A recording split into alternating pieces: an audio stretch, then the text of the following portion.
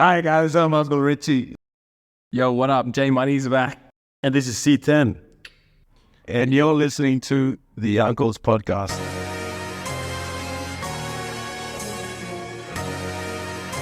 Oh, episode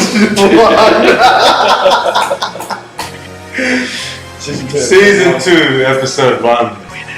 We're back. Yes, sir. We're back again.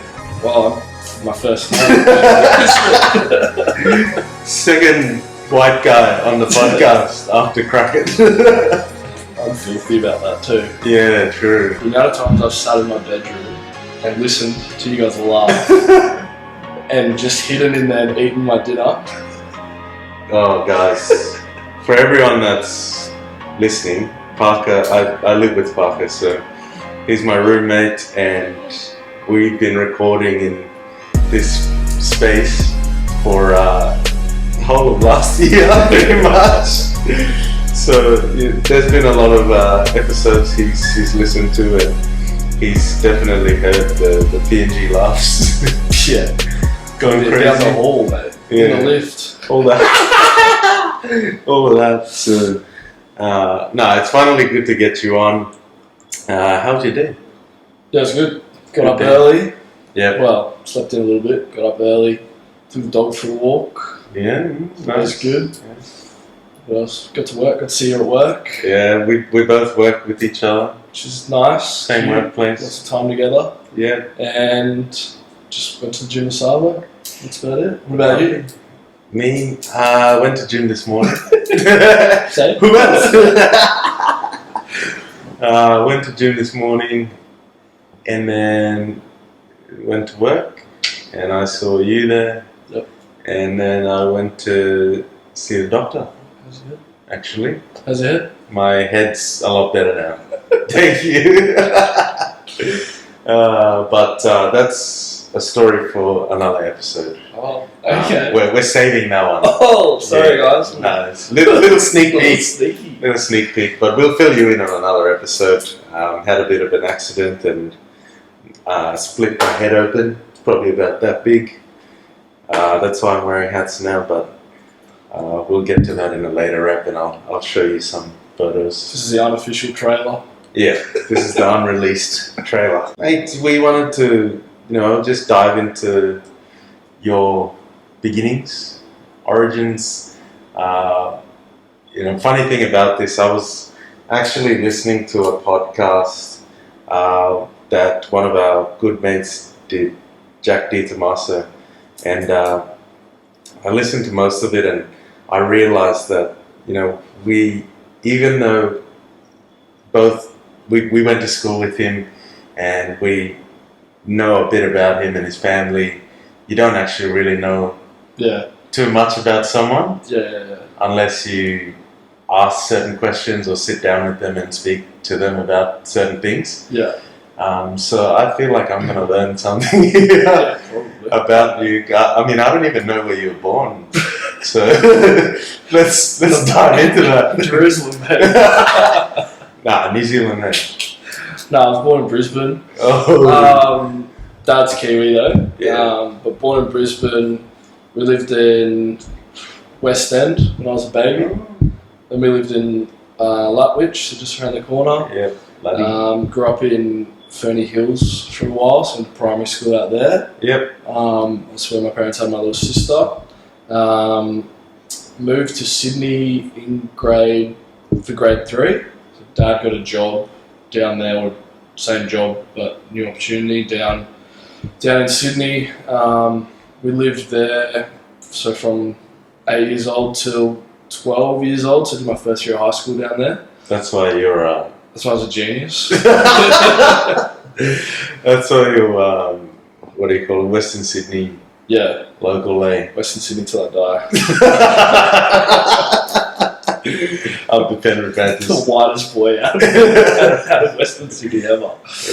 Oh, and then, moved back. My grandparents, my granddads, both of them were pretty unwell. Mm-hmm. So, and Mum had a good job opportunity up here, so we moved back up here, and I think we landed I flew up for open day for Nudgy from Sydney for the day, flew back. That was a year before you started at Nudgy. The end of the year before. I think I went to that as well. Yeah, dude, I rocked some weird Sydney kit and everyone rinsed me for it that day. It was terrible. We all started off in bingo hall. Yeah. Yeah, and then did the whole rugby tour. And went up and split up in your houses and all that sort of stuff. So that was a pretty interesting experience because I think it was like 20 degrees in Sydney. I was wearing like jeans and a t-shirt, and then it was like 33 degrees here. Yeah. I was sweating bullets.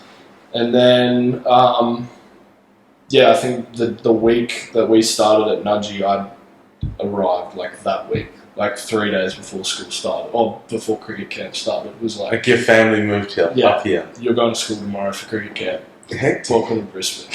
Shit. And then where did you guys move to when you came? When we came down, so we lived in Tenerife initially, which was pretty nice, like in the wool stores. But like I would catch a bus to the ferry, a cross river ferry to the City Cat to like Brett's Wharf, and then catch the Nudgy school bus to school. So that used to take me it wasn't too bad. It was like an hour. Yeah, it was just a lot. So many different forms of transport, and then in winter, like that ferry was freezing at like 6 a.m. in the morning, and like leave in the dark, get home in the dark. But it's more just the 5 bits of transport. It was a bit of a. Meanwhile, I was just waking up and walking. Boarded, so just walk up, walk Boarders down. would get out like tired, like, oh man, I'm so tired. Like, what time did you get up? 20 minutes ago. Right. Yeah, we were lucky in that aspect, being right at school, and then we sort of met. I can't remember if we met in year 8. Yeah, I don't know. I feel like you were just remember. In your little house group. In different houses, so maybe not. And like you played soccer in grade 8, hey? Yeah, I played soccer in grade 8, so. And you didn't play cricket? No, I did play cricket. 80s, bro. Oh yeah, that's fine. 80s best bowler, actually. I was busy up in the A's. I got a 5 for 5 one day at Tumba. Thanks, man. But then what's that 14's rugby, I reckon? Yeah, 14's rugby. Maybe a little bit of 13's rugby. Oh no, you didn't play rugby. Nah, 14's. I think we played a tournament. It was like a 7's tournament at the one Brisbane Grammar. Yeah. I remember that. Yeah, you remember that? Random ads. Random. It had like Padua, Wavell, and all the GPS schools. But like I remember playing like Ormiston College or someone random ass. Yeah. I was like, I don't even know where this is. Yeah. Rocky Grammar, they were there, weren't they? Rocky Grammar. As well, like it's random comp. And then we never played it again. Yeah. But it was fun ass. It was so fun. And I think that was the first taste I had of footy, and I'm pretty sure that's where like I met you. Yeah. And a lot of other guys that made that sort of 14A-B squad. Yeah. Back then. And this was year 9, so we've gone for rugby trials, and they put us in a 7's squad team to go play at Brisbane Grammar School. But yeah, it was fun, and then so I guess that kicked it off, and then sort of stayed in contact for what is it, like 13 years now? Yeah, longer. Far out. That would have been 2010. 14 years. 2000. Shit, it's 2024 now. Yeah. Holy moly. 14 years I've known this guy. That's crazy. It's not good. It's been a punish.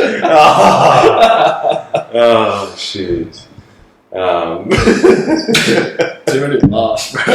Oh, no. But yeah, and then what? Then we didn't have any classes at school together, I don't reckon. Or no, PE. Yeah. But everyone was in that class. Yeah. Was it Lakey? Nah. Croppy, yeah. We had like the same class 2 years in a row. That class was a big fuck around. It was just Like, you rock up to class, everyone's fucking doing their own thing. Yeah, that was so much fun though. It was fun. It was fun. So good. We all nailed it, so it doesn't matter. Yeah, exactly. It's so easy to get an A. Actually, I was thinking about it the other day. Golf for PE was so good. Yeah. Because I just like, I've been watching a few videos now and I want to get back into golf, like do around 9 holes every now and then. Yeah. And I was like, doing it at school was so good because it just sort of introduced me to the game and, you know, forming my own swing and understanding it. And it was so like easy. Yeah. But you kind of like learned how to play without learning how to play. Like I was at a party on Saturday and they were playing volleyball. Yeah. They're like, oh, I haven't played volleyball for like PE, like it's not really playing, like, but whatever.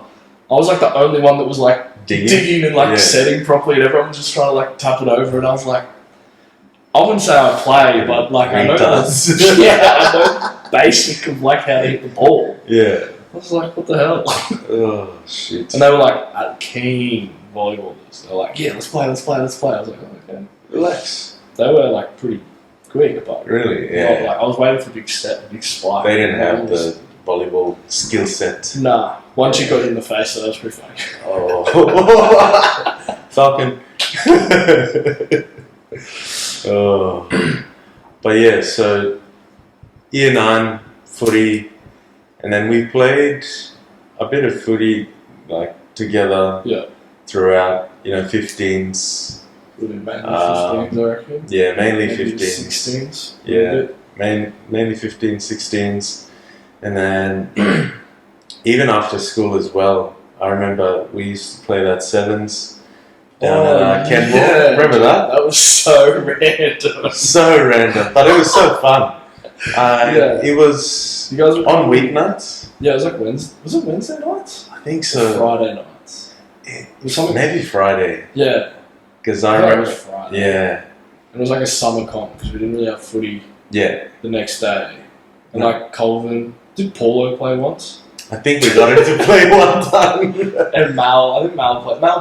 Mal played, yeah. He played a few games. And did you used to come to mine and we'd play like rugby 06 before going to play? I would always come to yours and then we'd play rugby 06 and then go play rugby 7s. Some of the games were like at 9 or 8 o'clock at night. Yeah, I'm pretty sure 2 or 3 a day. Like that after, like we played a couple, didn't we? It wasn't just one game. Maybe. I can't remember. Yeah, I can't remember. It was so long ago, but I was thinking about it the other day and I was like, shit, that was like such a throwback. Was that? Yeah. I totally forgot about it then, just remembered out of nowhere. Dude, I reckon we were still in like grade 11 then.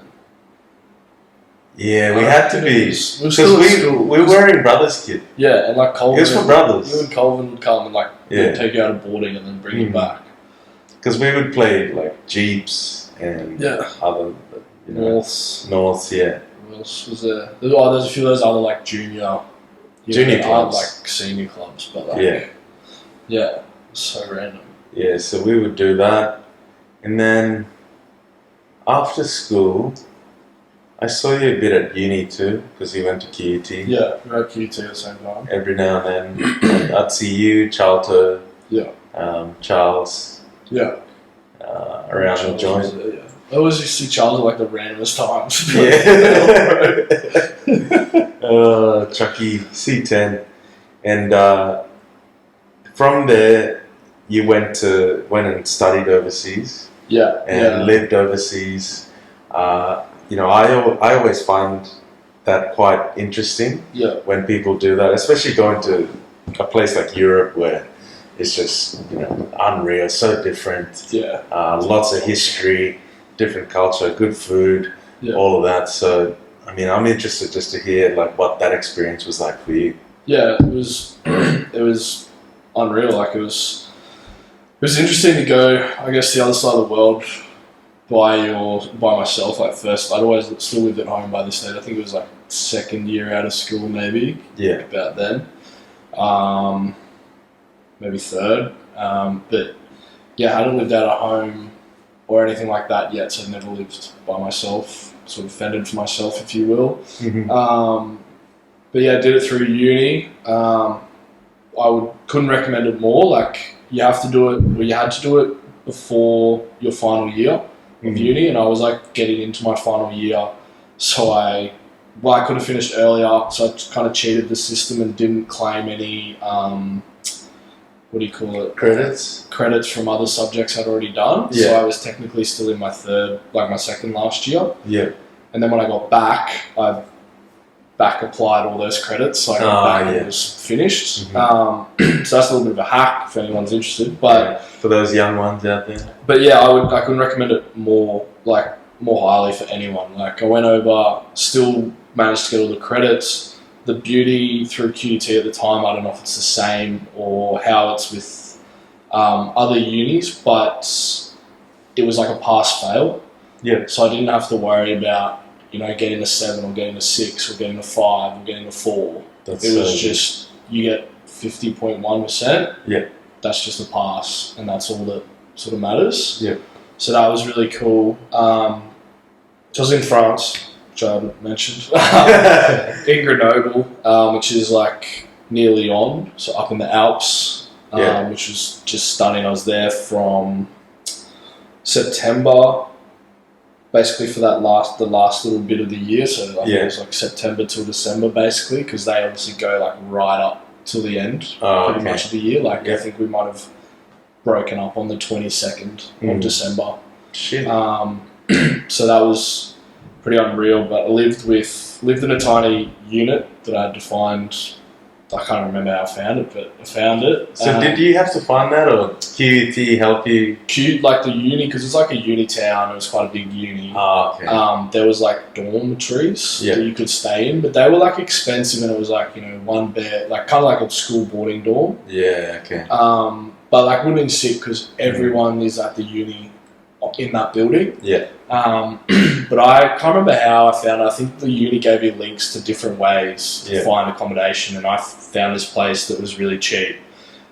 Didn't realise how far away it was. Fortunately, there was like a tram, so it was okay, but I'll touch base on that more. Yeah. But yeah, I had this place, and I lived with a younger Indian guy, an Indian couple who were about the same age, maybe a couple years older, and then a Russian dude.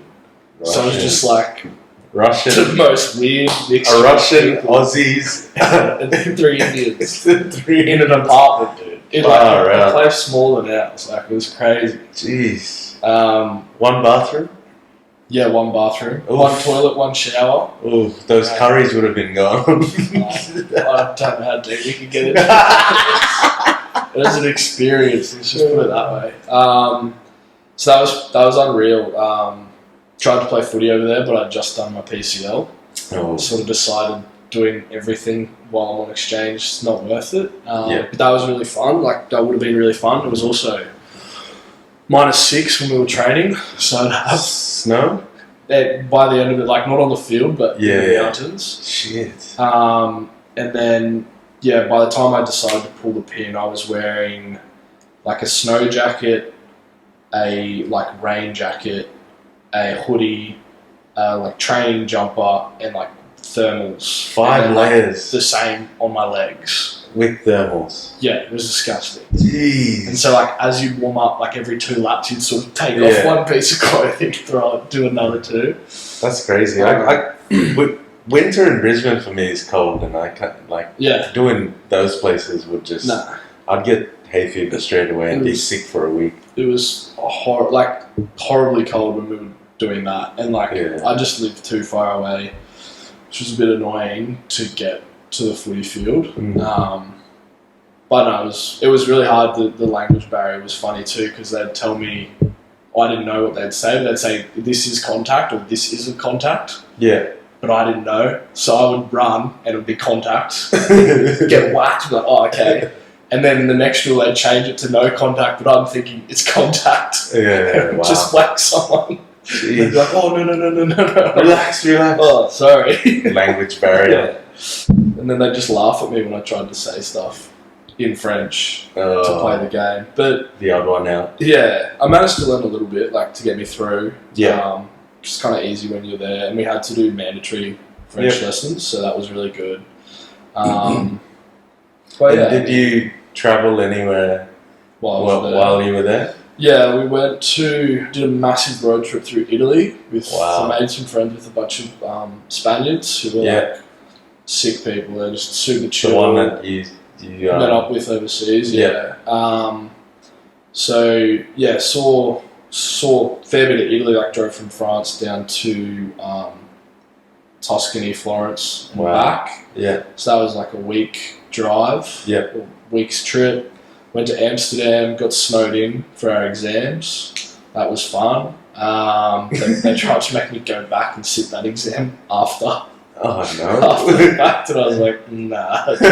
Snow, right? And then where else? I did London for a weekend with my cousins. And before the trip, I actually went to Dubai to see my other cousins. Yeah, that's right. On the way over, and then on the way back, went to the US and saw more cousins. Yeah. So yeah, I did Mum bought me a round the world ticket.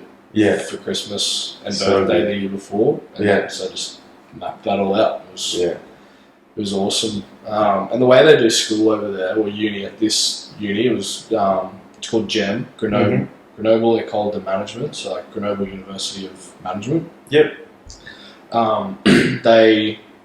It's kind of like high school. You've got the same class, same students in the class that you go to all the classes, different teachers. Yeah.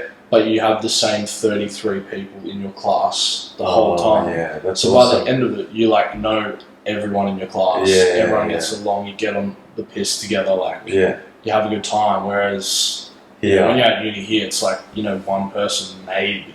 Yeah. Yeah. And you don't talk to anyone else. You're going in and out of classes. Yeah. Different lecturers. Yeah. Yeah. So it was super different, super interesting, super fun. We had 50-50 split of international and French students, so we had that good amount. Another class had maybe 75-25 for international to French, and another one had French to international. So they didn't mix as much with the French students because they sort of stayed together. So we're pretty lucky with that as well. But I mean that's also dependent on who's in your class. We had quite a few. We had myself, an Aussie, a Norwegian, a Brit, and an American. All in that one class. Yeah. Shit. Plus, other as well. So the four of us were pretty outgoing and easy to crack open. That makes things easier. Yeah. So that was really good. Couldn't recommend it more than enough to anyone else that would ask. And it's a good way to don't take a gap year, but still travel. And still do uni, you're still getting it done. Yeah, because I don't know, for me personally, I think if I took a gap year, I'd just stop studying. You didn't do it. Most people do that. Yeah, you just studied the whole way through. I just went straight through, Now, the thought of going back to uni and doing an assignment, I'm no. It's the last thing on my mind. No way. So season 2, episode 1, we thought we might do things a little differently. So we're splitting up the podcast. We're going to play a little game. We've got Parker here. As you know, you've been listening to a bit of his story. But we're going to play a little game. I'm going to go through some Papua New Guinea pidgin words. And he's going to have to guess what each of those words or sayings mean. Oh, brother. So you got 3 guesses, and then I'll say the English meaning or English translation for the word or the saying. So if you're watching now, hit that subscribe button. Give us a like, give us a follow, comment if you like this segment. I don't care what you do. Just subscribe so we can keep doing what we're doing. Subscribe, bitches. You like that? Yeah, Daddy. Oh no. Abort. Cancel. Alright, so first word is hamamas. Hamamas. Can you use that in a sentence, please? Like a pigeon sentence? Both. Sorry. Well, you can say, like some people say, me hamamas. That's it. That's the sentence. Yeah, it's like a saying. Okay. Yeah. Oh no. I really want to get this right as well. It could be a long piece. You don't have to. So for everyone out there, Parker has no idea of any pigeon words except for the bad ones. Yeah. But we're going with the good ones just to keep this content PG. Okay. Hamamas. Yeah, let's go. Is it like sauce? I was thinking hummus. Dip. Okay. Completely different part of the world, but that's Yeah. alright. No, not sauce. Do you want to know what it is? Yeah, probably. I don't think I'll get into it. Hamamas is another word for happy. So me happy? hamamas.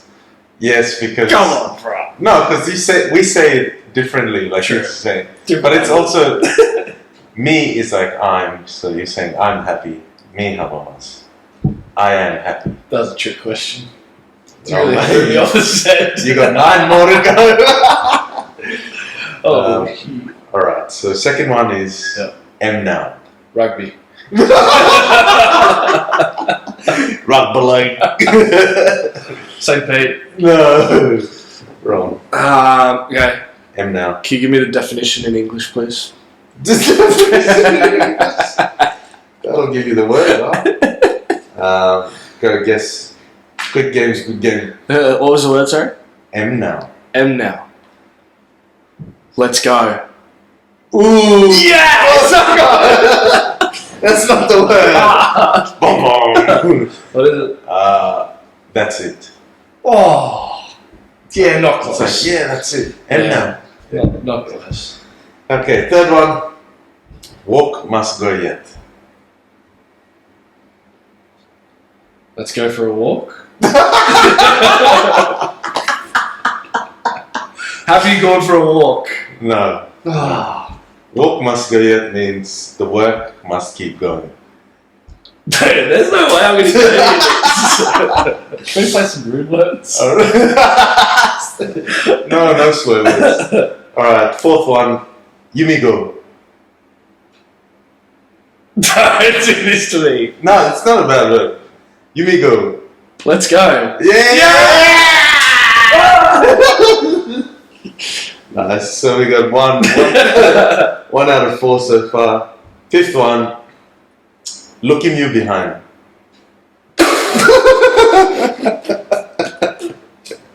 Can you use that in a sentence? That is the sentence. So That's it. Looking you behind. it's not rude. No, it's not. Think about the word. Looking you behind. Yeah, I'm just thinking looking at your behind.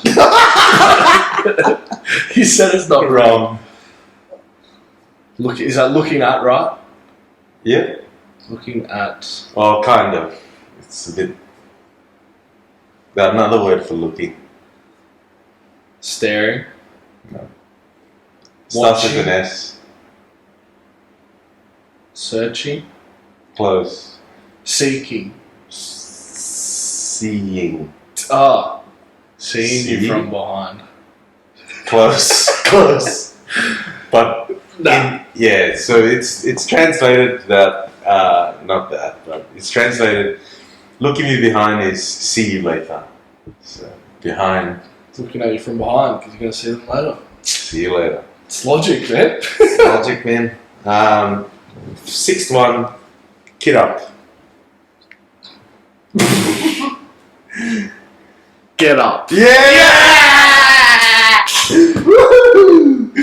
Oh, that was good. Nice Yeah, one. I know my pigeon. 2 out of 6 so far, so 4 more. Oh, Jesus. Yeah. So here we go. This is a saying for for you. You, good plumber. You're a good guy. Yeah! Fuck, I'm good. That was nice. I'm fluent, dude. So it's three out of 7. Going well. Finishing off strong here. What's that? Which is nice. 40%, nearly past mark. Yeah, Let's go. nearly past mark. So third last. You know good plumber. You're a bad person. Yeah. Yes! You're a bad man. Yes! Yeah. Close. We'll give him that. We'll give him the points. So second last one. What are we at? What's the score? We're at 5 From 8? from 8. No, 4 from 8. Yeah, okay. 4 from 8. 50%. So you're at 50% now. You get these 2 wrong, it's over. Second last one. Yeah. Pickaninny. Oh, I know this one. Little kid, baby. Yeah! He did it! Oh shit. Alright. Yeah, how do you know that one? Because Liv said that word every day for a week after he got back. Yeah. Thanks, Luke. Pickaninny's so cute. You just ruined the game. Alright, last one. Long.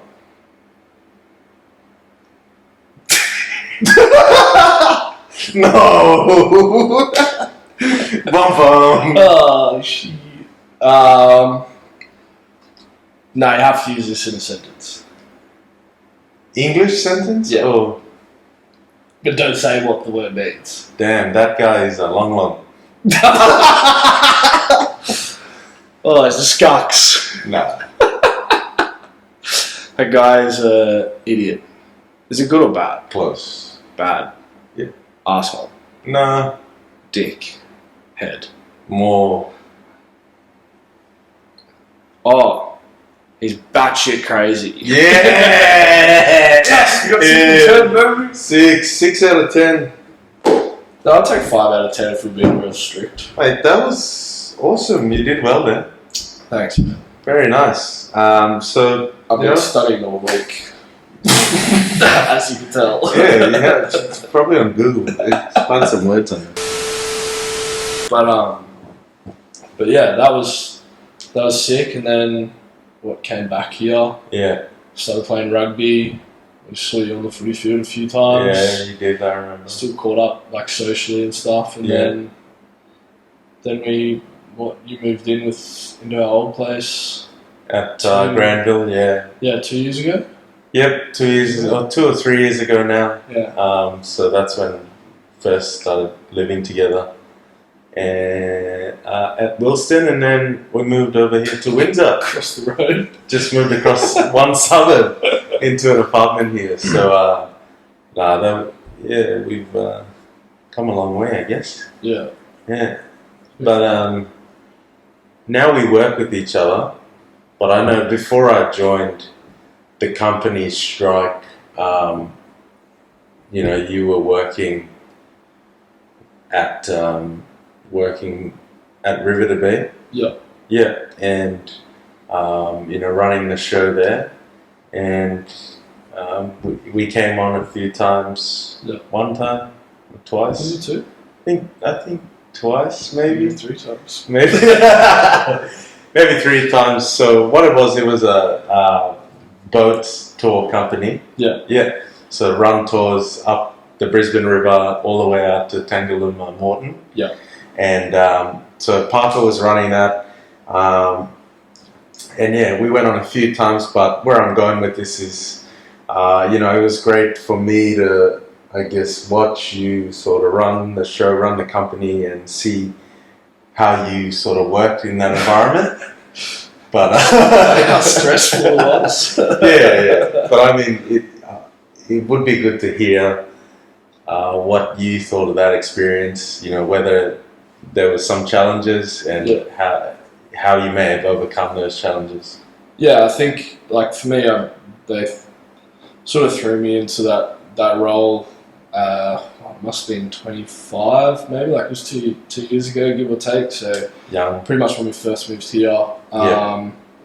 yeah, so I was 25. I was sort of managing probably 10, 15 staff of all different walks of life. We had, sales guy at the time who was quite a chill, happy-go-lucky, didn't really document what he did type operator. We had a skipper/ops guy that was very meticulous and specific, worked crazy, it's not crazy hours, but just worked really hard, but didn't really tell anyone, but expected that praise.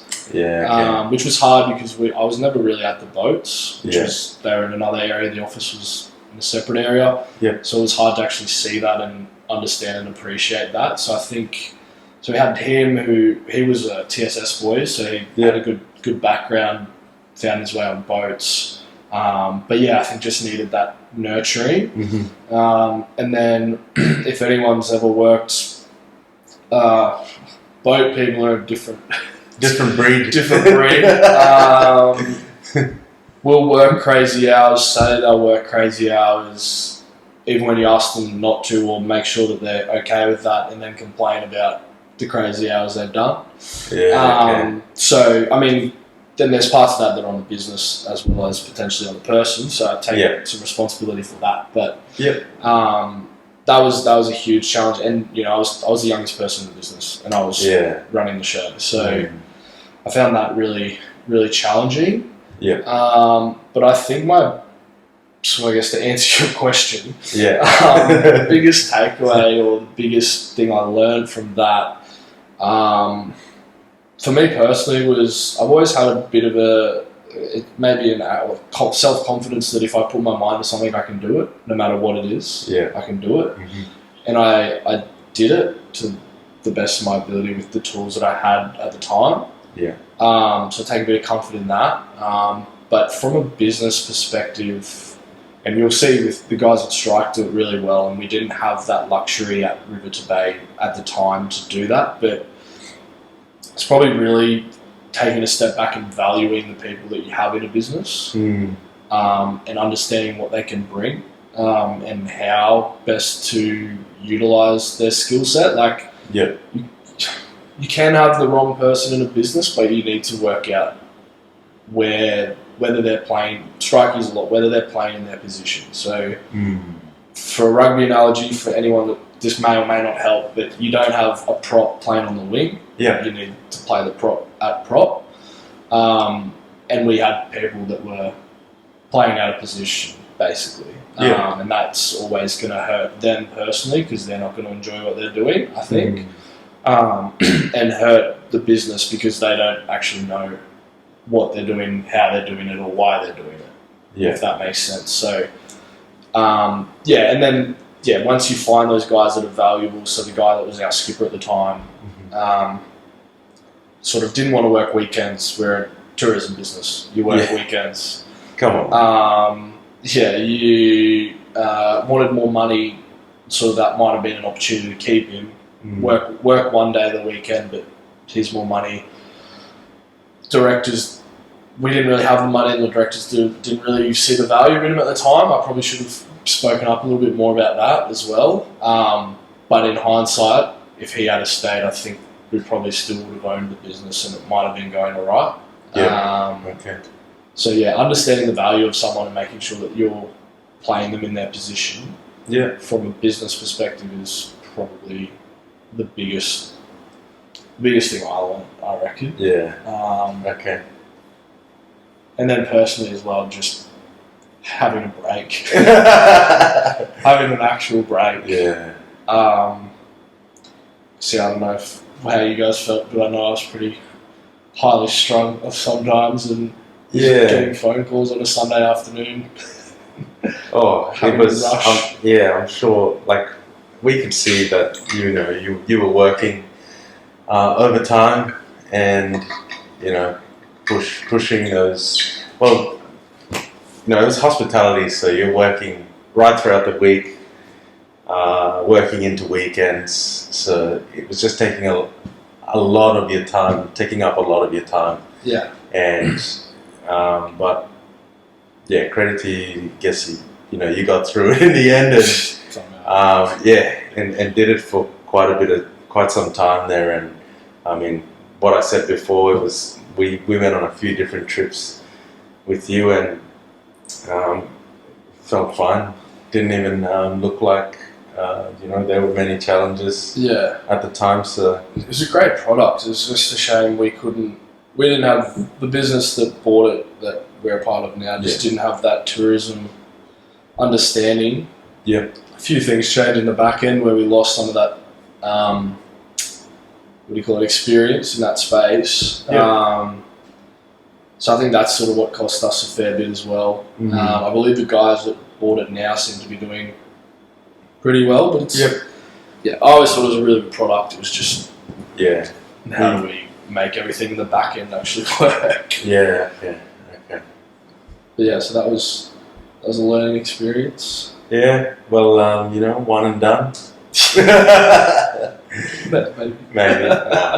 No. I feel like there'll be more to come. More opportunities, especially with Strike Group, where we're at the moment. So, how are you finding Strike? It's good, considering I basically chewed your ear off about the job. No, it's going good so far. First month, lots of things happen, so a bit of instability, disjointed. Yeah, bit of a disjointed start, but hit the ground running 2024 and starting to gain some confidence and understanding the products more and understanding where to find certain things, whether it's on one website or the other. So it's really good. I'm enjoying it, and it's also just a good place to work at. Walk in, everyone says good morning. Boys are up and about and chatty, and there's just a good vibe, good energy in that place. And you sit down at lunch, everyone talks to each other. It's it's not someone's in one corner got their AirPods in or anything. It's like everyone's just mixing and mingling, which is I think which is an important thing for me, because I feel like I'm someone who needs a bit of energy, interaction, just so I can feel like I'm involved as well. Stay interested. Yeah. Are you going to tell the guys what happened at lunchtime today, or? No, we'll keep that one out of it. Just quickly, I towed Richie up on the ping pong table. Yeah, so there's before a very lucky shot at pool got him back. Well, it was my first ping pong game in 1 year, I reckon. And it's probably my first in 6 months. No, 6 months. Yeah, so I was a bit rusty. Third set was pretty close. Second set was way better. I think you might have tried to play me in the first but set. Then I snookered you out of pool, so go on back. But before we end up, you mentioned, we spoke about rugby a bit earlier, and I just want to get your perspective.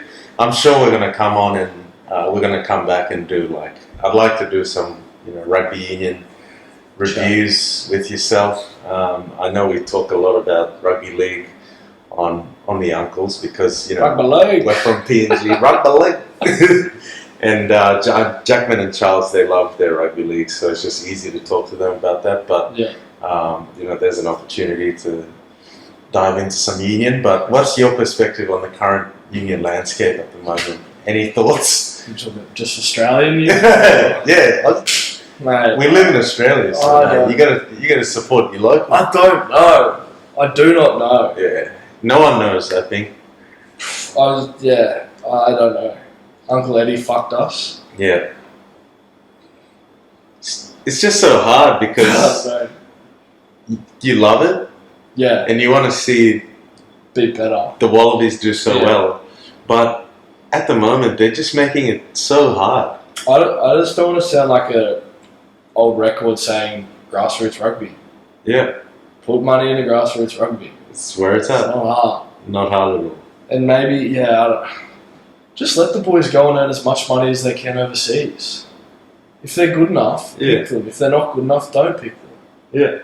I think that's that's one thing that I've realised growing up, and obviously we've got mates that are professional athletes. Like, I don't know about you, but when I was growing up and like a player went to France, like a Wallaby went to France, I was like, I fucking hate that guy. Like, fuck you, you're a traitor. Yeah. But now, as an older person that has to actually earn money to make a living, you understand and can understand they've got like 5-10 years to earn as much money as they can. Yep. Go and earn money, dude. Business side of it. What else are you going to do after that? Yeah. Really, like. So I think maybe put a bit more effort in grassroots, retain some of those younger players here, and then maybe the guys that are a bit older or are capped, like maybe when they're 24, they can go overseas, earn as much money as you can, grow off, like make a family, earn a living, and then come like still play for the Wallabies. Yeah. So maybe I don't know. That's that's my 2 cents. Yeah. Well, I think it's just a good sort of fire starter, and then in another episode, we can come back and dive into it, especially when the season starts. Then when we've got a coach. Yeah, when the Wallabies have a coach, then we'll know where we're going. But that was a great first step, I reckon. Thanks, man. Thanks, bro. Thanks for hopping on. PT everyone. Woo-hoo-hoo. We're out.